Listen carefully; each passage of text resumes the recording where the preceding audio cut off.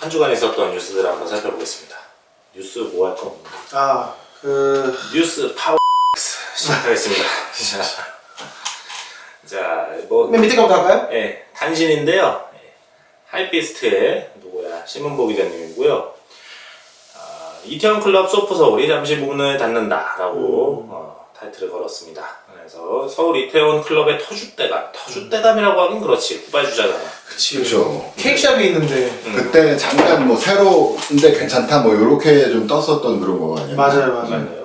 소프 서울이 문을 닫는다. 소프 서울은 24일 인스타그램을 통해 임시 운영 중단 및 이전 소식을 전했다. 소프 서울 측에 따르면 지하에 위치한 클럽은 정부 지침에 따라 계속 문을 닫으며 소프 서울이 운영하는 바 1F바는 오늘 6월 6월까지 운영할 계획이다라고 말씀해 주셨는데, 그러니까 뭐 알잖아요. 우리 다 지금 이제 코로나 때문에 이제 클럽들이 이제 정상 영업을 못하는 상황이다 보니까 지금까지 문 안 닫은 게 용한 거죠. 대단하다는 것만 해도 상당한 그런 일이죠. 자, 그랬었는데 이제 잠깐 이제 잠정적으로 문을 닫고 그러고서는 이제 뭐 재기를 도모하신다고 합니다.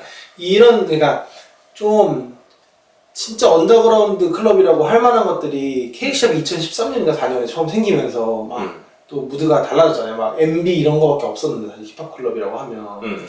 근데 케이크샵 처음에 저스트 블레이즈 내려왔거든요. 그때부터 시작해가지고 막 핸즈도 생기고 뭐 소프도 생기고 하고, 제가 보기엔 그 세 개가 제일 핵심인 것 같은데 핸즈는 지금 문 닫고 위에 카페처럼 운영하고 있거든요, 모대실. 근데 거기도 엄청 힘들어하고 라디오 나와서 그 황재국 대표 엄청 힘들어하고 거기는 의류 사업도 저번에 좀 됐잖아요. 클럽 잘 되니까 타격이 큰 것 같더라고요. 제국이와 노태는 뭐 인생을 늘 힘들게 살아가지고 뭐 그런 일에 대해서는 크게 그렇게 영향을 받지 않을 것 같긴 한데. 좀 필만하니까 그래가지고. 그러니까 아니 뭐 언제나 안 힘들었나? 제국 대표님 불쌍해. 불쌍하다고. 근데 그래도 나름의 방법을 찾더라고요. 내가 더 불쌍해. 어쨌든 그리고 뭐 케이크샵도 엄청 힘들어서 지금 해외 레이블 쪽으로 사업을 좀 더 확장하고 거기는 그냥 월세만 계속 내고 있는 것 같더라고요. 가끔 이제 좀 풀렸었잖아요, 몇 번. 풀리면 막 한두 번 하다 다시 못하고 뭐 이런 과정들이 계속 되는 것 같아요. 그리고 사실 공연장이라고 할 만한 조그만 데들 있잖아요. FF 같은데요? FF, 1969 이런 데들은 또 해요. 또 이렇게 또 공연을 해요. 근데 일찍 닫고 사람 엄청 줄이고 다 완전히 방역 지침 다 지켜가지고 해요. 뭐 10명, 15명 와서 하는 거죠. 방금 이렇게 얘기를 하다 든 생각인데 제가 공연장 운영하는 사람들하고 은근히 아는 사람이 많네요, 보니까. 그러니까 핸즈도 그렇고 1969도 그렇고 그리고 저기 소프도 그렇고. 형이요? 별로 가지도 않고. 앨범만 내면 되겠네요. 공연할 수 있겠네. 유통업자도 있고 다 있잖아요, 지금 주변에. 다 있네. 앨범만 내면 되겠네. 맞습니다. 걱정이 없네요. 근데 요즘에 가수들은 뭘 먹고 살아요? 우선 음원이 강한 뮤지션들은 여전히 괜찮아요. 근데 이제 그 대부분은 그렇지 않아요. 거의 없잖아. 음원만으로 생계가 자립이 되는 사람은 거의 없잖아요. 근데 이제 제 주변으로 보면은 무에리는 작곡 많이 하고 있는 것 같고. 넉살 덤미스 같은 거. 아니 넉살은 예능 엄청 많이 하고 그걸로 인해서 방송이나 사실 아예 연예인이라 좀 다른 것 같고 덤밀주도 은근히 넉살이 이렇게 딱 같이 해주면서 오는 것들이 있는 것 같아요. 마미아는 우선은 저희 편집을 하고 있고요. 그리고 이제 저희 텔레포트에서 나오는 어떤 음악 관련된 일들 있으면 그 친구 하고 계속 용돈 벌면서 하고 있는 거죠. 쉽지 않아요. 어려운 시기입니다. 이렇게 대중예술은 말 그대로 대중들과 이렇게 같이 이렇게 호흡을 할 만한 그런 그 공간이라든지 뭐 시간이라든지 그런 게 있어야 되는데 그런 것들이 다 이제 지금 안 되고 있는 시절이다 보니까 소프 같은 경우에도 뭐 그런 어떤 하나의 어떤 접점이었는데 그런 소프도 이제 지금 당분간 닫는다고 하네요. 참으로 안타까운 일이 아닐 수 없습니다. 그러니까 우리가 지금 뭐 그렇게 오래 산 것도 아닌데 형은 오래 살았죠. 그 와중에 조신다고? 최근 몇 년 사이에 뭐 잡지사들이라든지 뭐 이런 공연장이라든지 뭐 이렇게 완전 인더스트리 자체가 거의 와해되다시피 하는 그런 건들이 꽤나 많이 있었잖아요. 뭐 여행사 뭐 말할 것도 없고 그런 거 보면 참 이 격변의 시대가 아닌가 네, 그런 생각이 좀 드는 것 같아요. 근데 이게 매체 같은 경우에는 저는 이제 매체의 어떤 몰락? 그러니까 기성 매체의 몰락은 저는 어느 정도 이제 예견할 수 있었던 어떤 장기적인 트렌드라고 보는데, 근데 이 코로나로 인해 갖고 야기된 이런 뭐 여행사라든지 뭐 이런 공연장이라든지 이런 거는 진짜 전혀 예상을 못했죠. 그렇죠. 아, 무슨 얘기인지 알겠어요. 근데 뭐 그렇다고 해도 아무튼 결과적으로는 그런 상황이니까. 그렇게 됐죠. 네, 소프 대표님, 소피 잘 좀 해보십시오. 이건 무슨 패션하고 관계가 있는 건가요? 그냥 근데 이거 동네 동향. 젠틀몬스터 블리자드 협업 기사 요거 저는 되게 할 얘기가 많아요. 한번 읽어볼게요. 해볼까요? 네. 젠틀몬스터와 블리자드 협업 컬렉션이 이벤트로 출시가 되고, 이거는 이제 아이즈 매거진의 허유린 기자님 기사입니다. 젠틀몬스터가 블리자드와 협업 컬렉션을 선보인다. 이번 협업은 월드 오브 워크래프트 불타는 성전 확장팩 출시와 함께 공개되는 것으로 메인 캐릭터인 1, 2단의 불타는 초록문을 연상시키는 디자인으로 완성했다. 너 쓰면 딱 맞겠네. 저 살 거예요. 그래서 안 판대 근데. 이벤트로만 판대요. 본 한정판 선글라스는 별도 판매가 되지 않으며 오직 온라인 이벤트를 통해 추첨된 일부 당첨자에게 선물로 증정한다. 이벤트는 젠틀몬스터 공식 온라인 스토어에서 오는 6월 4일부터 11일까지 단 8일간 진행될 예정. 이어 당첨자 또한 공식 웹숍에서 오는 14일에 발표를 한다고 합니다. 그래서 너무 하고 싶어요. 정식 콜라보입니다. 어찌되었건. 맞아요.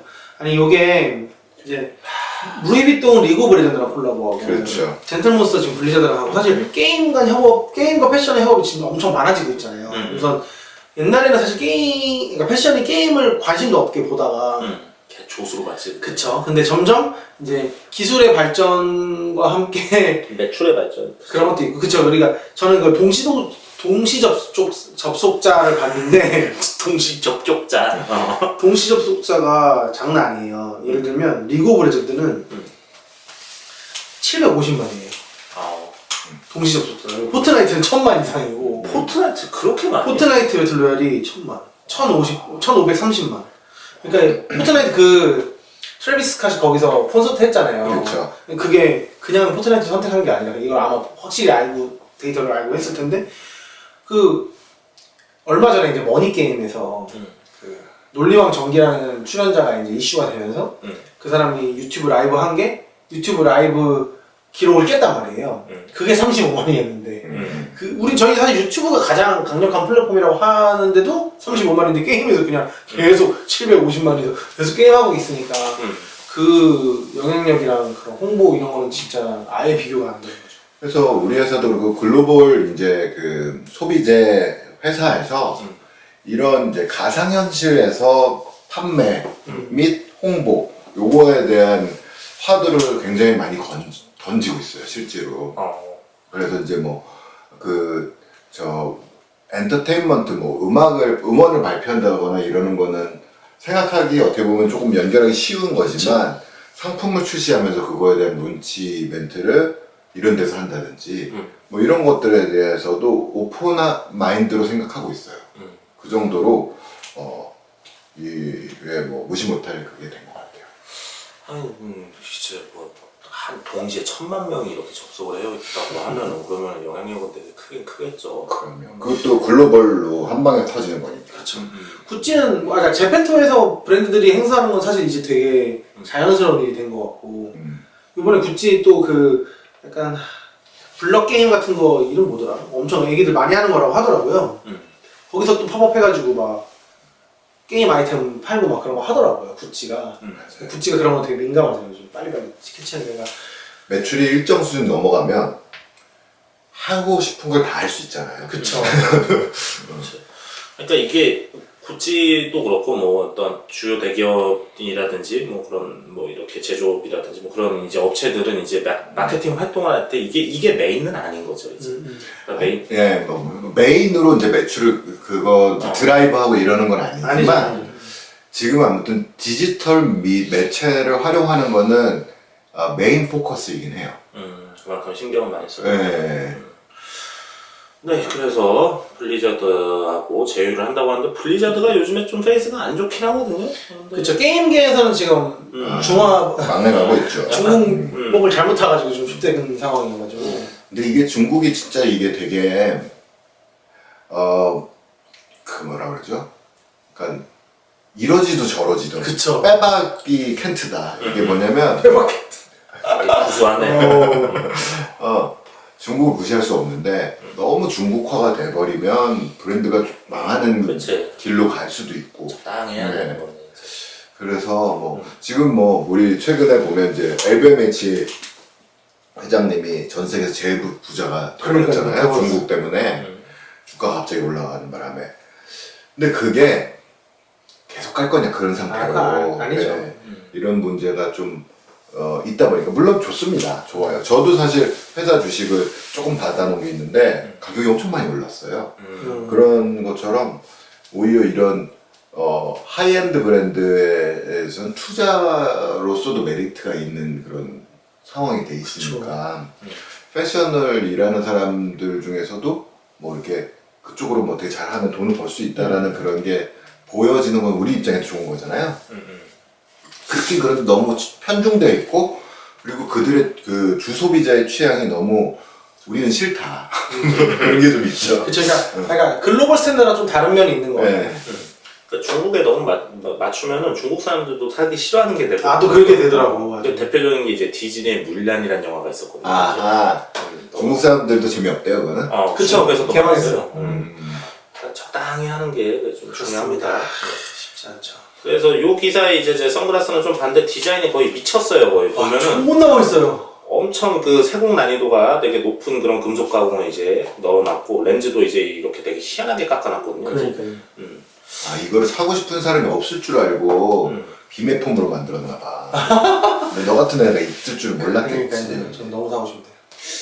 아주 디자인이 미쳤습니다. 뭐 이게 그간에 나왔던 어떤 그런 게임 콜라보 제품들 보면은 무슨 뭐 그냥 DTP나 하나 때려놓고 아니면 그냥 나영치나 만들고 그냥 그런 수준이었는데 요거는 이제 본격 한번 제대로 한번 놀아보자라는 그런 느낌으로 접근한 것 같아요. 근데 이 젠틀몬스터가 예전부터 그냥 샵의 디스플레이용으로도 이런 짓을 많이 해왔어요. 맞아요. 네.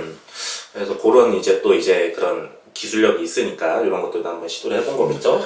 진짜 저거 딱 쓰고 그 록타르 오가르 뭐 이런 거 써있는 거 오크 티셔츠 같은 거 오크 좋네. 오크, 그 와우에서는 가장 그 시드 뒤떨어진 얘기일 수 있지만 남자다움을 표현하는 종족이 오크거든요. 맞죠. 마족 아니구나. 너무 갖고 싶습니다. 네, 이런 제품이 나오는데 판매는 안 한다고 하니까 이벤트 한번 심심하시면 응모해보세요. 네. 자, 그리고 이거는 그냥 제가 좋아갖고 뽑은 뉴스인데요. 하이피스트의 주현욱 기자님이고요.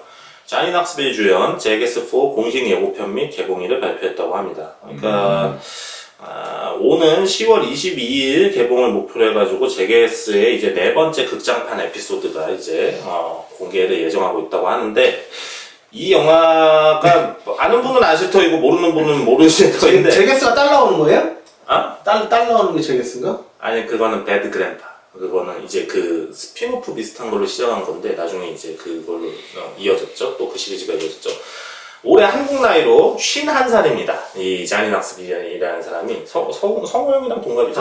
이거 그거죠? 그 뱀 깨물리고 막 그거? 맞아요. 이거 막 친구들끼리 막 모여가지고 친구들끼리 막 두드려 패고 그런 거잖아요. 이제 이게 벌써 이제 51살인데 제가 이거를 고등학교 1학년 때인가 이거를 보고서는 제 인생에 정말 큰 영향을 끼쳤거든요. 이제. 그런 것 같아요. 이게 놀라면은 뒤를 안 보고 놀아야 된다라는 이제 그런 그 자세를 이제 이 영화를 통해 가지고 진짜로 배우게 되었는데 똥꼬에다가 똥꼬에서 폭죽 쏘고 폭죽 막 쏘고 이런 거 막 하는 그런 거 변기 파는 가게 가서 똥 싸고 나오고 막 그러는 거 하는 건데 그거 보면서 진짜 큰 영향을 받았는데 이게 어느샌가 벌써 프랜차이즈가 시작된 지 20년 가까이 되었고 20년 되었고 동시에 이제 주연인 이제 자니 낙스빌이 지금 50살이 넘었다는 걸 보고서는 진짜 세월 빠르구나. 한참 때네, 한참 때.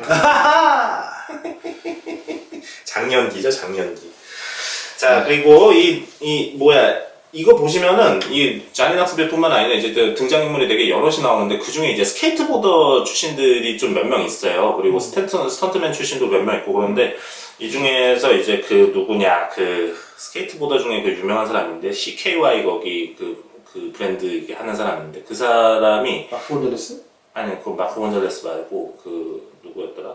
아무튼 있어요. 근데 그 사람이 그 요즘에 이제 그 하이패션 쪽에서 이제 뭐 보더 문화에 대해 가지고서는 좀 관심이 많잖아요. 그쵸. 하이패션이라기보단 럭셔리 쪽에서 이제 럭셔리 그쪽에 이제 좀 터치를 많이 하려고 하지. 그래갖고 그 얼마 전에 거기 루이비통 그거 보고 네네. 신고 나왔던 그 양반도 예전에 제게스에 나왔었던 것 같거든요. 아, 그래요? 그러니까 제게스는 멤버가 이렇게 그러니까 출연자가 고정이 되어 있는 게 아니라 이렇게 자꾸 이렇게 그 지인들이 막 왔다 갔다 해요. 그쵸, 어차피 보더들리고 뭐 하니까. 그래갖고 그 BMX 레전드 그 사람 누구였더라? 그 은양반도 나오고 그리고 그 토니호크 스케이트 그 게임으로 유명한 그 사람 나왔어요? 나오고. 근데 약간 까메오처럼 잠깐 와가지고 근데 까메오 치고 자주 나와. 이러고. 친구라서. 친구여가지고 좀 자주 나오는 그런 캐릭터에 맨 호프만이지. 그래. BMX는 맨 호프만, 스케이트보드는 토니호크, 그리고 뭐 아까 그 루이비통 그 아저씨도 이제 저번에 한번 나왔었던 것 같고, 그런 식으로 이제 패션과의 접점이 꽤 있는데, 그 와중에 또 재밌는 게 이제 자니 넉스비라는 사람이 옷을 되게 희한하게 예쁘게 잘 입거든요. 사진으로 봐서는 약간 프레피룩으로 입는 것 같아 보이는데. 맞아요. 근데 뭔가 프레피 라이크하게 입는데 정통 프레피가 아니라 뭔가 되게 되게 까사블랑카하고 좀 비슷한 느낌. 그러니까 이제 정통이 아니라 뭔가 이제 해석이 되게 이렇게 자기만의 독자적인 해석이 많이 된 그런 옷을 입고 다녀요. 그리고 맨날 레이벤 웨이퍼러 쓰고 다니고 그러는데 저 스타일도 저는 어렸을 때 되게 큰 영향을 받았어요. 영향을 받았군요. 엄청 잘못 받았나요, 네. 근데 요즘에 보니까 마크 곤잘레스 그 브랜드가 무신사에서 거의 상위 브랜드로 맞아요, 랭크되고 있던데. 그게 밈인가? 그게 왜 그러냐면은 커버낫이 그거를 샀거든요. 브랜드. 라이센스. 그래갖고 그거를 이제 커버낫에서 이제 커버낫 세컨 브랜드 같은 그런 느낌이에요. 이제 그래갖고 그걸로 하다 보니까 이제 무신사에서 밀게 되는 거죠. 그 캐릭터가 한 번 잘 밀리면 쭉쭉 가잖아요. 근데 그 마크 곤잘레스 새 같은 거 노란 거 그거. 그 지옥에 바나나 같기도 하고. 그 무덤에 계신 마크 곤잘레스가 크게요 노할 일이죠. 지옥에 있어요? 사실 안 죽었습니다. 근데 그러니까 라이센스 줬는데 아차 싶을 수 있어요. 제가 보기에. 돈은 많이 줄 거 아닙니까? 라이센스 피는. 그렇겠죠. 피는 뭐 퍼센티지도 떼줄 거 아니에요? 그러면 뭐 괜찮지. 만약에 그렇게 터주는 거면은 졸라 고맙지. 왜냐면 막 진짜 마크 곤잘레스랑 졸라 상관없는 느낌이어가지고 상관없지 뭐. 라이센스를 주면서 그거는 감안하지 않았겠어요? 그렇겠죠. 한국에서는 이제 저 브랜드는 내 브랜드가 아니요. 막 이렇게 해야겠죠. 그런 면에서는 저는 지금도 조금 아쉬운 게 예전에 그 장줄리안 컬렉션 있잖아요. 네. 우리 그 햄버거 아저씨가 그 장줄리안 컬렉션. 저는 그게 훨씬 더 지금 더 매스로 더 깔릴 수 있었을 것 같은데 좀 너무 이제 단타로 이렇게 좀 푸시를 넣으셨던 게 아닌가. 그 아티스트가 너무 그렇게 되니까 그러니까 사실은 마크 곤잘레스는 스케이트보더 근본이고 그림 그리는 거 약간 사이드 느낌이잖아요. 이미 너무 많은 영향을 얻은 사람이라 그거 신경 안 쓰는 것 같은데 그 사람은 만약에 자기 그림이 그렇게 너무 소비돼 버리면 가버리잖아요. 아예 자기 작품까지. 그래서 그걸 못하게 했다가 다시 또 하잖아. 단지 돈이 필요한지 하는 것 같아요. 거기 그 대표가 둘이었는데 스테레오였는지 다른 허재영 CD, 제이허랑 대학교 동기인가 그래요. 그래서 데리고 나가가지고 둘이 하는 것 같아요 보니까. 그거 좋았는데 그거 더 갈 수 있었는데 뭐 거기까지 못 가는 게 조금 아쉽더라고요. 약간 안 간 느낌이라고 하더라고요. 안간 느낌이에요, 맞아요. 그러니까 이래야 될 것 같아. 이쪽으로서 완전히 자기가 이제 오지인 거를 지키려면 제대로 지키고 달랑 확 가야 되는데 이두저도 아니면 그렇게 되는 것 같아. 해버그 타임처럼 그냥 확 가가지고 그냥 씨발 그냥 한철 장사하고 끝내자 그냥 그런 느낌으로 가는 게. 근데 그게 생각보다 쉽게 안 끝나요. 맞아요. 그렇게 해서 떠버리면 그러니까 시골에서도 또 나중에 뜨고 뭐 아프리카에서 나중에 뜨고 맞아. 가요. 그리고 나중에 또 리바이벌하면 또 돌아와. 그렇지. 그래서 돌아오신 분의 기사가 다음에 한번 읽어볼까요? 네. 그런 부자연스러운 전개. 괜찮다. 굉장히 자기적이네요. 자, 하이피스트의 주현욱 기자님입니다. 6년간의 공백을 깬 장펄 보티의 기성복 컬렉션으로 복귀를 선언했다고 합니다. 그래갖고 이번에 이제 광고에 이제 벨라 하디드가 나왔다고 해요. 벨라 하디드가 요즘에 장펄 보티에보다는 훨씬 유명하지. 자, 그래서 어쩌고저쩌고 뭐 얘기를 이렇게 적어주셨는데, 일반적인 브랜드 시즌 일정을 따르지 않고 5월 28일에 온라인 사이트를 통해 가지고서는 이제 새로운 이제 첫 이제 재개 컬렉션을 공개를 한다고 합니다. 가격대는 150달러에서 750달러 사이라고 하네요. 네. 아니 사실은 그 장벌고띠에가 마지막으로 보였던 건 코카콜라 협업으로 편의점에 깔렸을 때거든요. 그리고 나서 진짜 한 거의 5년 이상 안 보이다가 슈프림이랑 콜라보하면서 좀 살살 올라오다가 이제 다시 또 그냥 내려가고 또 그냥 왔다 갔다 했잖아요. 근데 그 장벌고띠에도 되게 라이센스로 한국에 되게 많이 깔렸었잖아요. 맞죠? 뭐 희한한 거 많이 깔렸었죠. 뭐 셔츠 같은 거 나오고 막. 그래서 라이센스였었나? 라이센스. 네. 그래서 이제 장벌고띠에도 저는 라이센스 관리가 안 된 대표적인 사람이라고 생각했거든요. 근데 막상 이게 그 빈티지 계열에서는 장폴고티에 90년대 그 제5원소 룩 있잖아요. 짝 붙고 바지 이렇게 크게 있고 막 이런 그 테크노 레이브 룩 같은 거가 완전히 비싸게 막 맞아요. 팔렸거든요. 장볼고띠에는 우리가 뭐 지금부터 한 5년 전 이때만 해도 프랑스에는 이 사람 박물관처럼 전시해놓고 막 이렇게 하는 그런 데도 현재는 있고 아직도 이제 일부는 그러니까 조금은 결은 다른 것 같아요. 예를 들면 스테파노 필라티가 이제 조금 한 발짝 내려갔을 때 그와 장볼고띠에는 이제 확실히 이제 과장이다. 과장이 접을 해주는구나. 그렇죠. 그러니까 언더그라운드에 있는 것 같지만 그래도 여전히 장볼고띠에 하면 확 이렇게 가는 건 있는데 지금 저 가격대 150불에서 700불짜리로 뭐 어떻게 해가지고 한다 그러면 어떻게 보면 약간 랜덤 아이덴티티 느낌이잖아요. 포지션이나 이런 거. 그런 건 아니죠. 저는 그 결과물이 좀 많이 실망스러웠기 때문에 이것도 결국은 그냥 안 한 일만 못한 일이 되지 않을까 하는 좀 우려는 있습니다. 아니 아예 갑자기 장폴고띠가 스트릿 브랜드를 하겠다 이러면 또 좀 기대될 수 있는데 뭘 할지가 그 스트라이프 저는 건드리면 안 될 것 같은데 메스로 아무래도 그래도 스트라이프이 잘 팔리니까 스트라이프 빼면은 또 섭하지 이게. 저게 뭐 그냥 예측에 불과하긴 하지만 그냥 저게 메인이 되지 않을까 싶긴 해. 그냥 좀 아쉬워요. 그래서 하고 세인트 제임스인데 좀 섹한 느낌? 뭐 그렇죠. 이렇게. 딱 그 정도죠 이제. 세인트 제임스구나. 세인트 제임스인데 약간 그 섹시한. 근데 장폴고티에가 그렇게 막 우리 최근 들어가지고서는 이렇게 뭐 괄목할 만한 그게 없었어서 그렇지 한 시절에 그래도 나름 이렇게 또 자기의 어떤 그게 있었던 그런 뭐 또 도미넌트하진 정도는 아니었지만 그래도 내가 여기 있습니다라는 존재감을 분명히 보였던 사람인 게 예전에 방금 이승준이가 얘기했었던 그 제오원소라는 영화 있잖아요. 그거 나온 무렵에 이제 장폴고티에가 일을 너무 잘해가지고서는 이제 엄청 잘 나갔었거든요. 그쵸. 마돈나 콘브라도 그 사람 거죠. 그러니까. 그리고 무엇보다도 그 향수. 맞아요. 향수가 엄청 좀 장사. 모르는 사람 없었죠.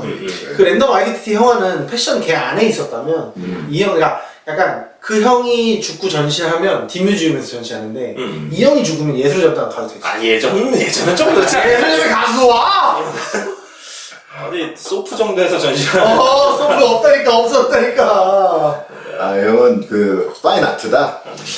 그러니까 파이어까지는 아닌데 대중문화의 영역까지는 들어갔다. 그러니까 패션에서만은 놀지 않았다. 되게 팝한 섹슈얼리즘을 잘 다뤘던 사람이거든요, 저 사람이. 그래갖고 그게 그 제원소에서도 보면은 옷들이 뭔가 야해요, 보면은. 되게 야한 그런 여지들을 이렇게 남겨두는 그런 게 있고, 뭐 이 사람의 주요 이제 아카이브들 보면은 뭔가 이제 좀 성적으로 부각시킨 그런 캐릭터들이 많죠.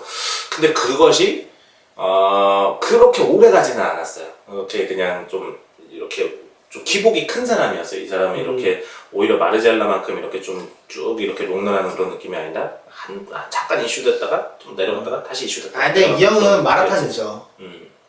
마라탕이 감이 세, 맛이 세. 세죠. 그 마르젤라는 약간 평양냉면이니까 계속 가죠.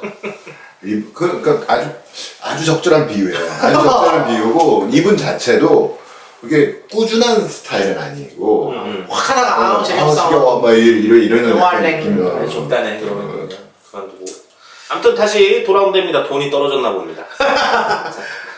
자 그리고 이 뉴스는 제가 그냥 뉴스가 너무 웃겨가지고 뽑은 건데 마미아가 사진 띄워주겠죠? 네. 일단 딱 이 썸네일부터 굉장히 자극적이지 않습니까? 표정, 눈빛이 아주 죽이네요. 네. 패션포스트의 이아람 기자님이고요. 블링야크 강태선 회장. 글로벌 품질 경영인 대상 수상이라고 이제 말씀해 주셨는데 그러니까 글로벌에서 품질 제일 좋은 게 블랙 약한가요? 근데 이게 또 뉴스가 재밌어. 또 이제 보면 자 서울 양재동 더 K 호텔에서 21일에 열린 한국 품질 경영학회 춘계 학술 대회에서 글로벌 품질 경영인 대상을 수상했다고 합니다. 그러니까 글로벌 품질 대상인데 그 주는 그 기관이 한국 품질 경영학회야 이제. 학회야. 학회야. 글로벌 품질 음. 상품이 아니고 품질 경영인. 그렇죠. 경영인. 자, 글로벌 품질 경영인 대상은 매년 기술 혁신과 품질 경영 활동을 통해 경영 성과를 창출하고 기업의 사회적 가치 및 책임에 공헌한 경영인을 선정해 표창하는 상이다라고 이렇게 말씀해 주셨는데 뭐 그 왜 상을 줬냐면은 뭐 무슨 재생 폴리에스테르 패션 같은 거를 하고 뭐 또 이 기술명이 되게 재밌어. KRPET라고 하는 재생 섬유의 아웃도어 기술력을 더한 플라스틱 친환경 소재를 개발하는 데 성공했다. 아니야, 플러스틱이야. 플러스틱이라고 지렸다. 일단 이 기술명 되게 좋지 않습니까? KRPT. KRPT. 다 K를 붙여야 돼. 한국이다 이거 아니야. 그래서 이게 예전에는 이런 이런 사단법인 같은 데들이 되게 많아가지고서는 뭐 매년 이제 연말마다 뭐 무슨 경영인 대상, 뭐 브랜드 대상, 원상 이런 거를 막 해가지고서는 상을 막 줘. 돈 줘야지 주잖아요. 그게 이제 다 입회비를 줘야지. 그래야지 이제 상을 주는 거예요. 뭐 베스트 브랜드 상 매년 하는데 그 막 한 300개 나오고 막 그러죠. 그러니까 네. 그 신문 보면은 이제 조선일보 같은 거 보면은 이제 전면 광고 이렇게 딱 때려가지고서 이제 거기에 뭐 상 타는 사람들 이렇게 브랜드들 다 깔아주고 막 이런 거 했었거든요. 이제 그런 거가 하나 이제 광고 이제 요소가 되다 보니까 이제 그런 것들을 옛날에 많이 하고 그랬죠. 근데 이게 요즘에는 싹 들어갔거든요, 이제. 진짜 의미 다 없다. 돈 받고 한다는 걸 이제 다 알아버렸지 너무나. 이제 사람들이 다 알아버리니까 이제 그거가 아무런 광고 효과가 없다라는 것을 이제 사람들도 아니까. 근데 여전히 이제 블랙야크 회장님께서는 이제 또 이런 상에 또 참여하셨다고 합니다. 이거는 약간 그래도 크리에이티브가 있어요. 왜냐면 여러 개 이렇게 만들어서 판 깔아놓고 야, 여기다가 100만 원씩 내면은 해줄게 이런 거에 참여했던 방식이었다면 이분은 없는 상을 만든 것 같아. 본인을 위해서. 그러니까 좀 스폰도 아마 금액이 좀 단가가 셌을 거고. 그렇지. 뭐 대상이면 네. 그렇지 않습니까? 기술도 이 상을 받기 위해서 만드신 게 아닌가. KRPET도. 이거는 정말 근데 좀 포인트가 한 가지 있는 게 지금 뭐 화장품이나 이런 쪽에서는 내년도 비즈니스 발표하는 데 있어서 이 패키지의 리사이클 가능성 뭐 그러니까 서스테이너빌리티에 대해서가 압도적이잖아요. 굉장히 중요해요. 그러니까 용기의 재활용 가능성 뭐 그다음에 뭐 그 성분에 있어서도 이제 환경에 문제가 되는 성분이 있다 그러면 그거 빼버리고 그냥 상품 단종시켜버리고 막 이런 액티비티를 되게 많이 한단 말이에요. 그런데 패션은 우리가 뭐 특히 이쪽 뭐 다 플라스틱이잖아요, 솔직히. 나일론. 네. 이것도 지금 이제 다시 바라봐야 된다. 늦었다 이대로 가면 이거에 대한 생각을 좀 가져야 됩니다. 근데 네. 뭐 제가 전에도 말씀드렸지만 그런 게 실제로 적용이 되려면 그걸로 했을 때 베네핏이 있어야 되거든요. 베네핏도 있어야 되고 그리고 또 베네핏까지는 아니더라도 불편하거나 후지거나 이러면은 사람이 그래도 그것까지는 안 가죠, 그렇죠? 그러니까 예를 들면 화장품 용기인데 플라스틱으로 예쁘게 만들던 게 이제 우리 플라스틱 안 씁니다 그러고 유리병으로 바뀌어.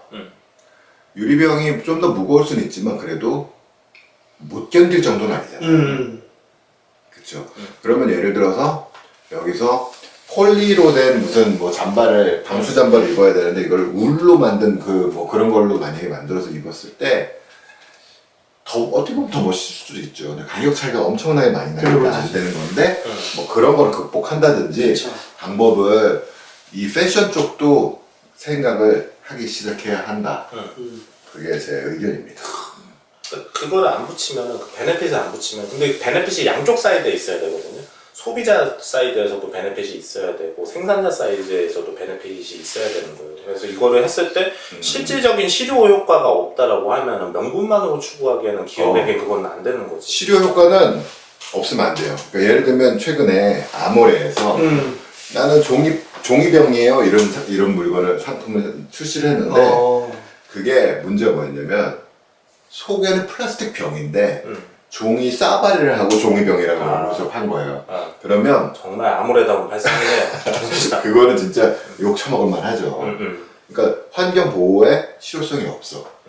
근데 환경 보호에 실효성은 있는데 기업의 이윤에는 실효성이 없을 수 있어요. 그거는 그래도 이제 기업들이 하려고 한단 말이에요. 왜 하는 거죠? 왜냐하면 지구를 지키는 거에 앞장서는 브랜드나 기업이라는 인식이 없어지면 나중에 좀 지나면 전범 기업 같은 정도의 그게 있을 평가를 받을 수도 있다. 그러니까 결국엔 베네핏이 있는 거죠. 그러니까 소비자들이 더 선택하게 선택한다는 거 확신을 이제는 네. 그러니까 옛날에는 그냥 말만 했는데 이제 머리로 좀 데이터로 나오는 중인 것 같아요. 소비자들은 환경보호에 저도 관심이 없는데. 근데 지금은 이 상품도 있잖아요. 이걸 소비자들이 고발해서 알게 됐어요. 근데 소비자들은 이 버틀이 종이 버틀이라는 걸 보고 이 상품을 선택한 거야. 근데 까고 보니까 안에 플라스틱이 숨어 있네. 그래가지고 그게 고발이 돼가지고 나는 이런 취지를 산 건데. 그쵸. 이렇게까지 되는 거고 소비자들에 대해서도 이미 이거에 대한 이제 인식이 좀 바뀌고 인식이 있어요. 생겼다. 굉장히 세지고 있다.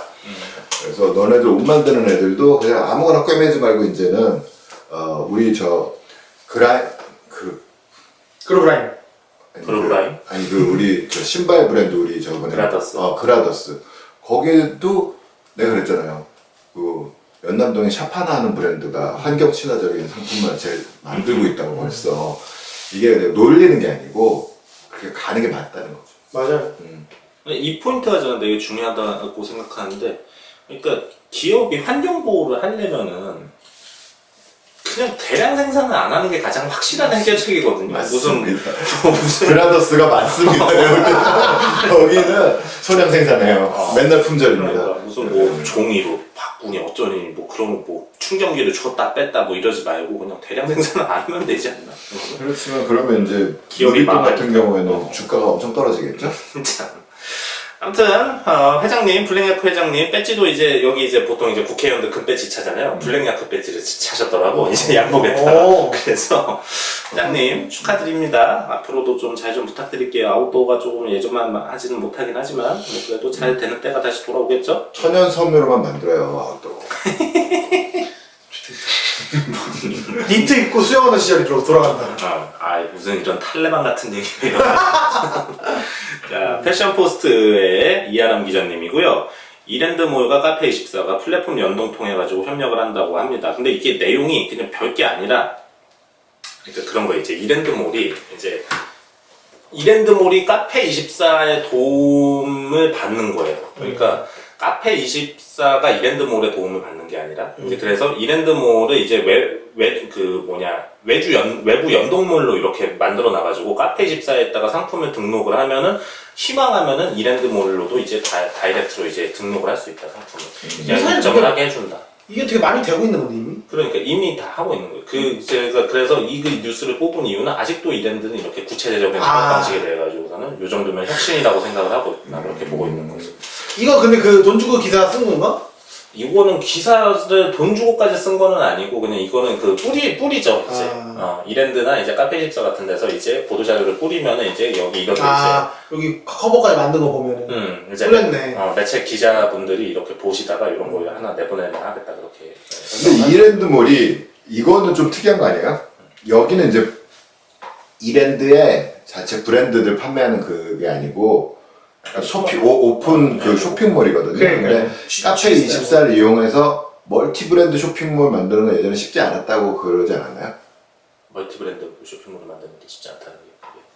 그러니까 요 플랫폼을 이용해서 단일 브랜드 그거는 할 수 있지만 멀티 브랜드를 위한 오픈 형태의 이 리테일러를 만들기는 약간 무신사처럼. 이 제휴는 제가 그때 설명드렸던 그거랑은 이제 구조가 달라요. 이제 그때 설명드렸던 거는 카페24 안에서 이렇게 플랫폼을 하나 파가지고서는 그렇죠. 거기에서 이제 멀티 브랜드 샵을 만들려고 공급자가 여럿인 숍을 그렇죠. 만드는 그런 구조인 건데 그거는 지금은 어떤지 모르겠는데 그 시점까지만 하더라도 좀 어려웠었어요. 그런 구조로 만드는 게 좀 어려웠었어요. 여러 명이 아이디를 줘가지고 다 관리하냐고 이러면 안 되는 거죠. 맞아요. 안 됐던 거죠. 그 당시에는 이제 카페24는 소보에 굉장히 타겟팅이 되어 있는 그런 이제 플랫폼이어가지고선 단일 공급자 구조로 이제 운영을 하는 게 이제 되었었는데, 근데 이거 같은 경우에는 이랜드몰이라는 사이트가 따로 있어요. 그래서 그거는 이제 카페24가 거기에 이제 제작 개입을 했는지 안 했는지는 모르겠는데, 그 이랜드몰은 기본적으로 이제 다수의 공급자들을 상정을 해놓고 만든 그런 형태의 몰인 거예요. 그렇죠. 거기에다가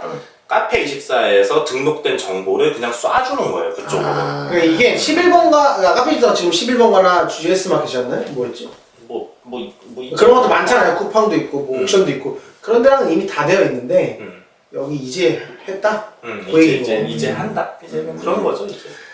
하여튼 근데 이랜드몰하고 그 오케이몰 이런 데가 사실 그 몰 자체는 스트럭처 만들어가지고 이렇게 한지 되게 오래됐잖아요. 맞아요.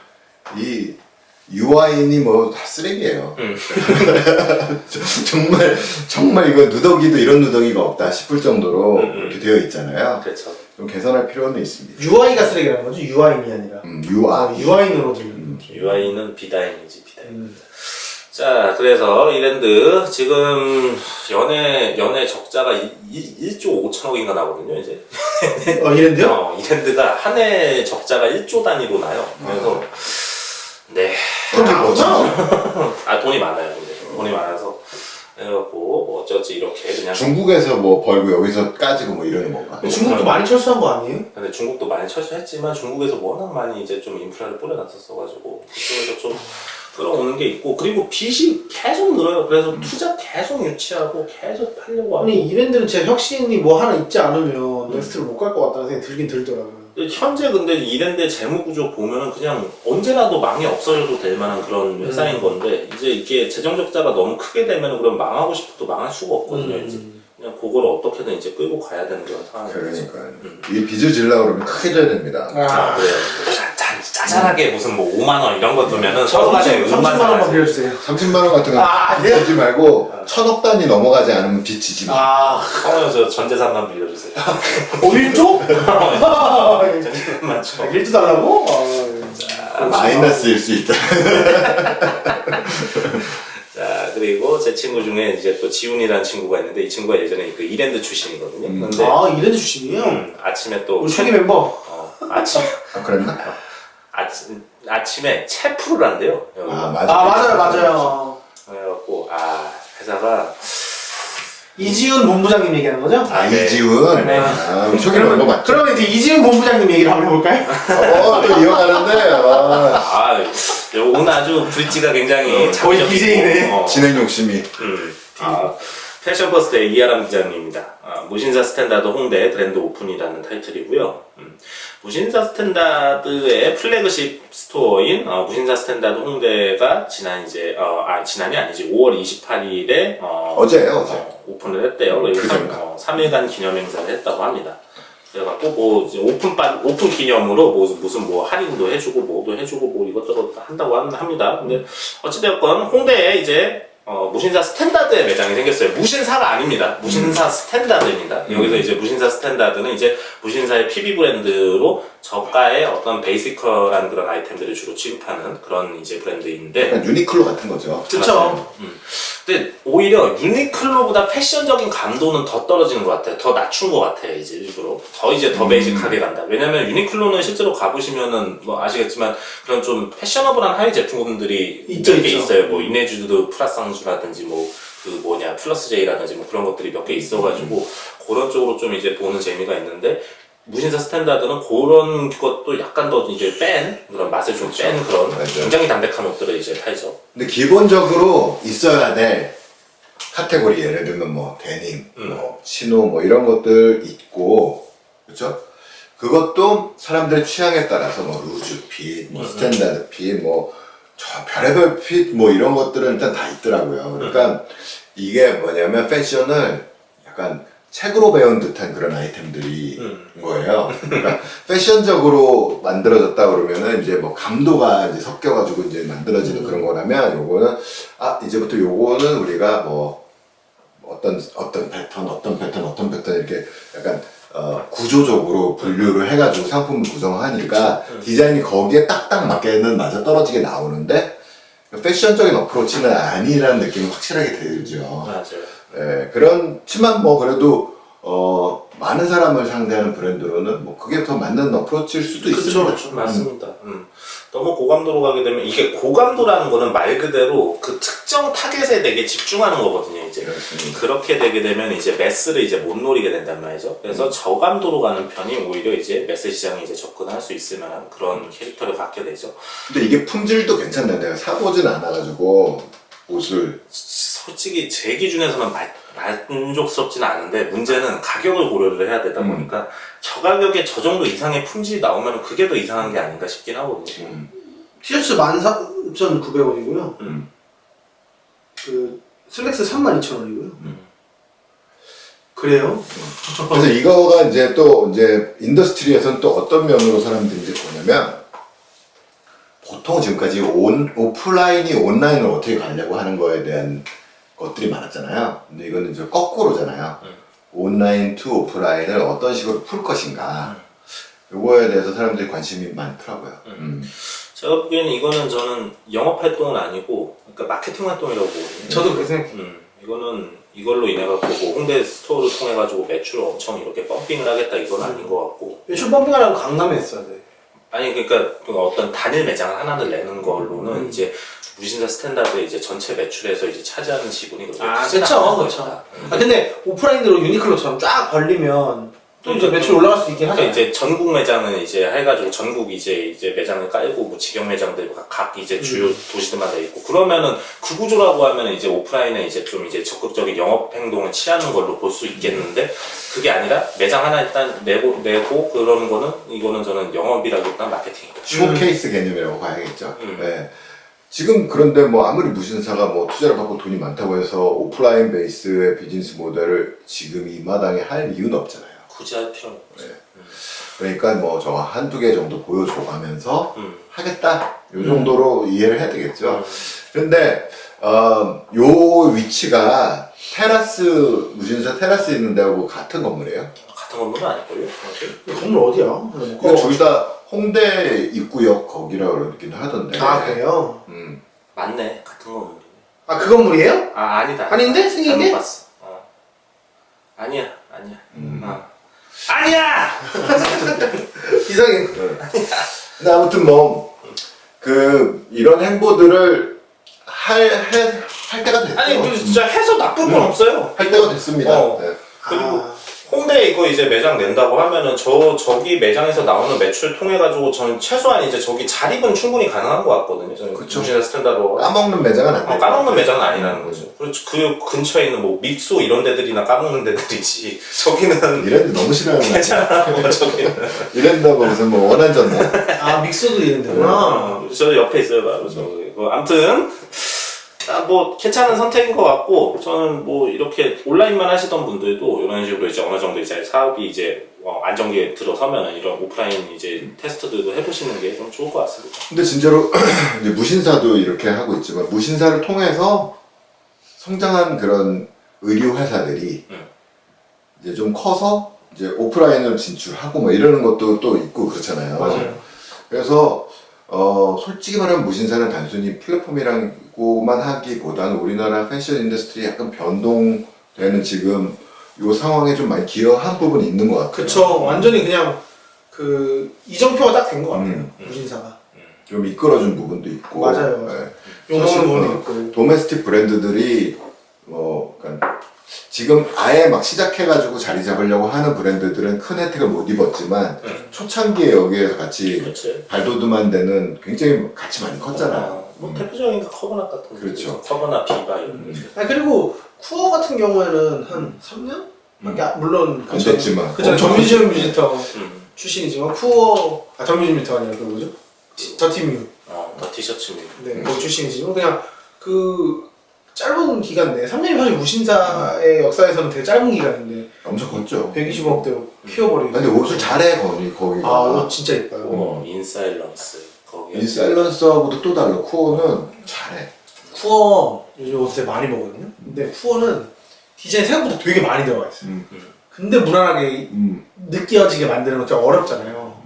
더티민 출신들이 원래 좀 디자인 빼는 거 좋아하는데 거기는 좀 넣었네. 근데 넣었는데 안 넣어 보여. 그게 그러니까 근본적으로는 그 계열인데 거기서 좀 더 트렌드를 막 가미하면서 막 하더라고요. 그리고 또 뭐 김다인 저기 뭐야 맞땡킴 거기도 매출 좋다고 막 그러더라고요 되게. 무신사도 엄청 좋대요. 무신사로 매출이 꽂힐 수밖에 없어요. 그러니까 무신사의 어떤 사업 본질인 건데 그게 가장 중요한 저는 이제 어떤 핵심 이념이라고 보는데 온라인에서는 무신사에서 매출이 날 수밖에 없어요. 쿠폰이나 이런 것 때문에. 요즘 회원 베네핏 때문에. 요즘에 29cm 이런 데들도 난리도 아니에요. 막 15%씩 줘요. 그리고 그 두 개는 같은 회사입니다. 이제. 이제 앞으로 이렇게 그런 게 싫어가지고 아마 먹은 것 같아. 근데 거기가 완전 그냥 다 내려놓고 쿠폰질 하는데 장난 아니야.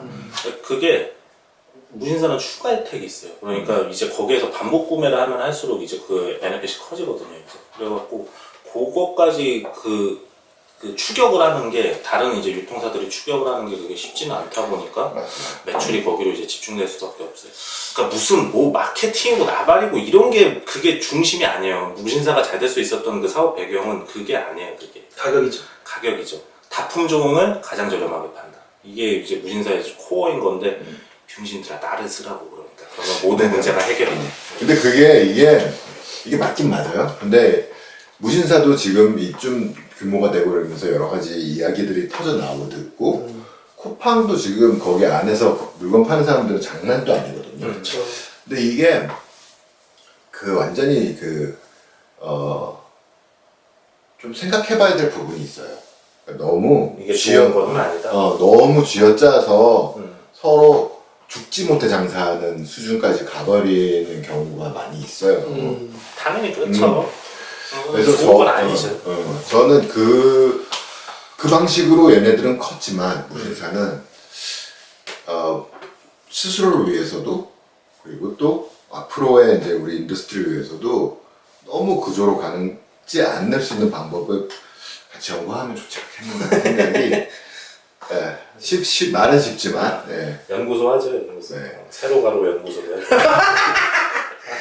좋다. 우리 이름 바꾸자. 무슨 라디오야 우리 연구소 가면 좀 더 자극적이고 괜찮을 것 같아요. 연구소가 왜 자극적인가요? 아니 학회 하던지 학회. 학회 좋다. 소사이어티 좋네요. 자, 이번 주의 뉴스는 여기까지입니다. 함께 생각해 주셔서 고맙고 뭐 이 아젠다들에 대해서는 우리가 맞다는 게 아니니까 님들도 한번 생각해 보시면 좋을 것 같습니다. 이름을 바꿔서 돌아오겠습니다. 새로 가로 연구소. 앞으로 많은 기대 부탁드립니다. 네. 고맙습니다. 새로 가로 연구소 저 직물 느낌이고 좋네.